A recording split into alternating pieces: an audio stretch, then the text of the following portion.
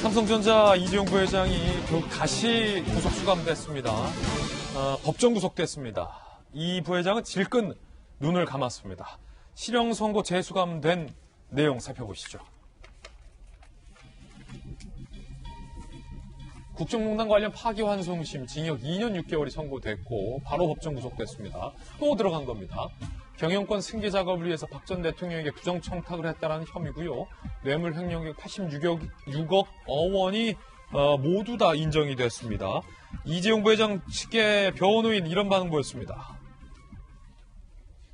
이 사건은 본질이 전 대통령의 직권남용으로 기업이 자유와 재산권을 침해당한 것입니다. 그러한 본질을 우리가 고려해 볼 때 재판부의 판단은 유감이라고 생각합니다. 이재용 부회장 구속됐다 풀려났다 또 다시 구속이 되게 된 겁니다. 특히 이재용 부회장은 지난해 5월에 삼성을 더 이상 세습하지 않겠다. 경영권을 자녀에게 물려주지 않겠다. 그리고 무노조 원칙도 없애겠다라는 파격 기자회견을 했지만 법적으로 이게 소용이 없었다라는 분석도 나오고 있습니다. 저의 잘못입니다. 사과드립니다.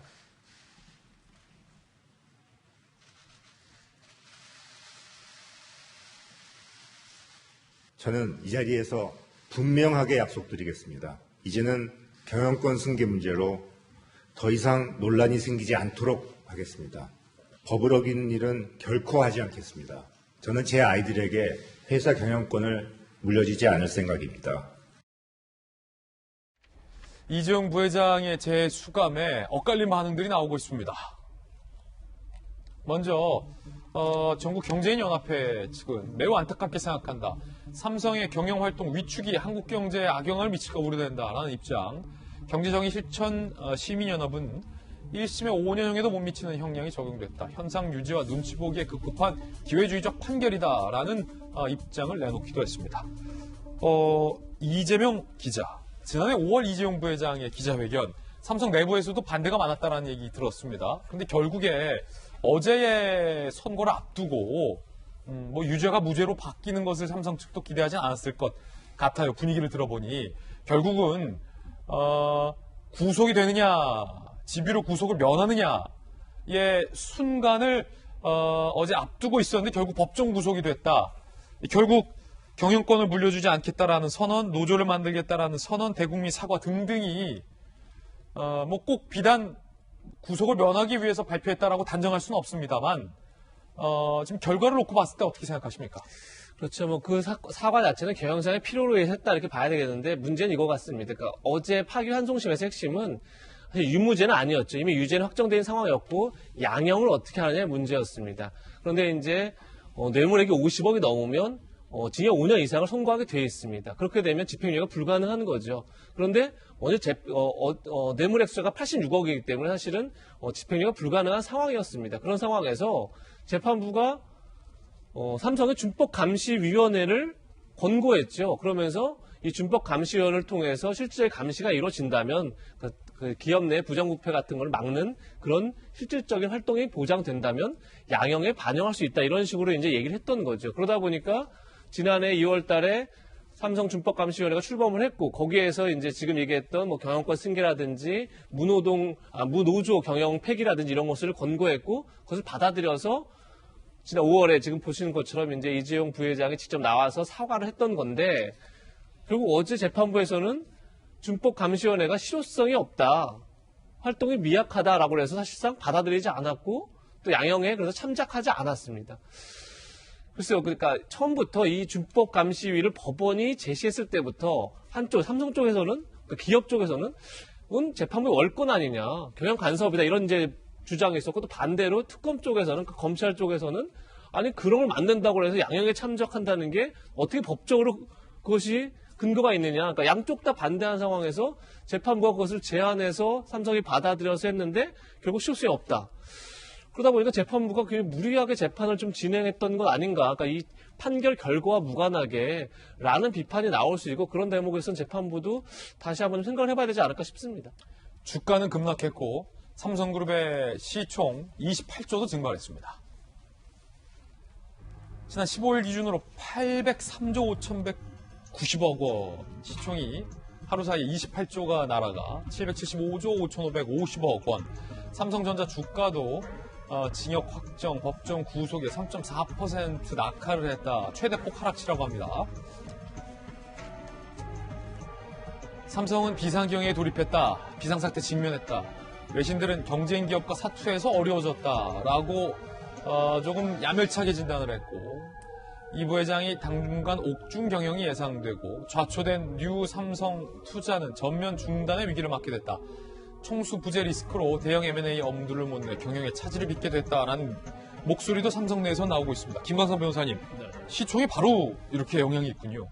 근데 어제 이제 시총이 좀 일회성인 것 같아요. 그리고 오늘 보니까 상당히 회복을 했더라고요. 회복했습니까? 예. 어차피 삼성 자체가 원체 이제 시스템에서 돌아가요. 전문 경영인에 의해서. 그래서 뭐 영향은 있을 거지만 뭐 그다지 영향 없을 거라는 전문가 의견도 있는데, 근데 사실 지금 이제 시대가 틀립니다. 그러니까 이재용 부회장이 2017년도에 구속했을 때고 지금 상황이 많이 틀리다. 어떤 면에 틀리냐면 지금 코로나 이후에 엄청나게 기업의 이제 변화, 혁신 이런 게 중요하게 됐어요. 그래서 사실 기업들이 아무리 큰 기업이라 할지라도 M&A 같은 걸 하지 않으면 사실 이 경영이나 기업계에서 살아남을 수 없거든요.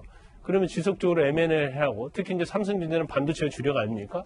이 반도체 관련해서도 뭐 자율주행차랄지 애플이랄지 아주 뭐 드론이랄지 이제 4차 산업혁명과 관련해서 중요한 부분이 있어요. 그래서 만약에 투자 같은 게 좀 늦어지면 세계 1위라는 그 자리를 갖다가 어떻게 보면 지킬 수 없는 그런 상황이 있기 때문에 굉장히 삼성의 입장에서는 비상 경영에 돌입할 수밖에 없지 않나 싶습니다. 예, 자, 두 분의 의견도 여쭙겠습니다. 이재용 부회장의 재구속, 옥중 경영을 하게 된다라는 전망도 나오고 있긴 한데, 자, 야당의 비대위원 김현 비대위원께서는 어떻게 보십니까? 아마 많은 국민들께서 관심사가 더 커진 게 아닌가라는 생각이 듭니다. 최근 들어서 주가가 대한민국 코스피 지수가 급등하게 됐던 결정적인 원인, 삼성전자의 굉장히 많은 일반 시민들도 이 주식 매수에 나섰던 측면들이 있는데요. 그러다 보니까 삼성전자 주가의 행보라든지 이재용 부회장의 총수 부재 사태 이런 데에 대해서 경영 악화가 대한민국 경제에 미칠 수 있는 효과나 이런 측면에서의 많은 고심들이 있는 것 같고, 다만 재판부의 판결에서는 이 정경유착에 관련돼 있는 상황 속에서 분명하게 줄 수 있는 시그널을 줬다라고도 볼 수 있습니다. 중요한 건 우리가 지금 오늘 첫 번째 시작하는 토크의 핵심적인 주제가 박 전 대통령 사면에 관련된 문제였는데, 여기에 대해서 결국은 이재용 부회장이 전격적으로 구속됨에 따라서 박 전 대통령 사면 문제가 훨씬 더 복잡한 국면으로 흘러갈 가능성들이 높아진 것 같습니다. 만약에 기업인이 구속돼 있는 상황 속에서 정치인에 대한 사면 문제가 불거졌을 때 형평성 등에 대한 논란들이 커질 수 있는 상황들이 보게 될 것인데, 과연 이 문제를 어디까지 우리가 바라봐야 되는 지점들이 있는 건지, 그리고 대한민국 사회에서 국민들이 가지고 있는 교훈, 이 정경유착의 뿌리를 끊어내야 된다고 하는 지점 속에서 이번 판결을 통해 이재용 부회장이 반성하고, 그 이후에 여기에 대한 올해 연말쯤이 됐든 어느 정도 시점 속에서 박 전 대통령 사면 문제와 이재용 부회장 구속 이후 가석방 등에 대한 여러 가지 내용들이 함께 맞물려서 돌아갈 가능성이 매우 크다고 생각합니다. 박수현 대변인. 예. 역시 이재용 부회장 구속되고 나서 이제 언론의 반응이라는 것이 충격, 그 다음에 총수 부재, 그다음 삼성의 경영의 막영향, 이런 것들이 이제 늘 보던 이제 패턴들이 나오지 않습니까? 이제 좀 이런 걱정 안 했으면 좋겠습니다. 김병민 의원님 말씀대로 이제 국정농단이라고 하는 큰 고리가 이제 재판이 끝나면서 정경유착이라고 하는 것이 얼마나 이 국가에 해를 미치는 것인지 우리가 다 알고 있습니다. 삼성은요, 이재용 부회장의 이 개인 횡령과 뇌물, 공여 이런 것들로 인해서 피해를 본 것은 이재용 부회장이 본 것이 아니라 삼성이라는 법인이 피해를 본 것이고 삼성에 투자한 주주들이 피해를 본 것입니다. 그렇기 때문에 이제는 대기업이라고 해가지고 무조건 모든 죄에 대해서 그 경영 걱정 때문에 면죄부가 되는 이런 거 이제 이걸로 제발 이런 악순환의 고리를 좀 끊었으면 좋겠다는 생각입니다.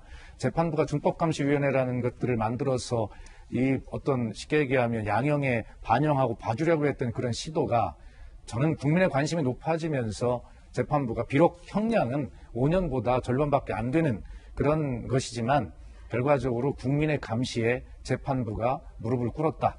그래서 이 재판으로 삼성이 혹시 볼 수 있는 피해가 있다면 그거보다는 우리 법의 정의를 세움으로써 국가가 얻을 수 있는 이익이 더 크다. 이것이 마지막으로 좀 제발 정리 좀 하자라는 말씀을 드리고 싶습니다. 예, 두 분의 견해도 들어봤습니다.